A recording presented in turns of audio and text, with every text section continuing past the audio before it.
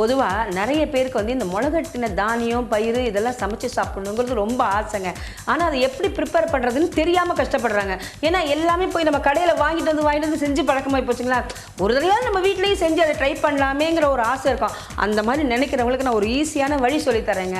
நம்ம பயிரோ இதுவோ எது வாங்கினாலும் அதை வந்து ஒரு 8 மணி நேரம் தண்ணியில் நல்லா ஊற வச்சிடணுங்க.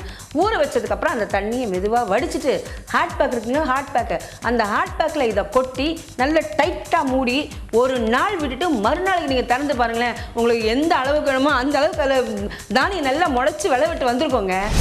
இப்போ நம்ம காய்கறி வாங்குறதுக்கு கடை தெருவுக்கு போய் எல்லா விதமான காய்கறிகளை வாங்கிட்டு வருவோம். கிட்டத்தட்ட ஒரு 500 ரூபாய் 1000 ரூபாய் கூட வாங்கிட்டு வருவோம்.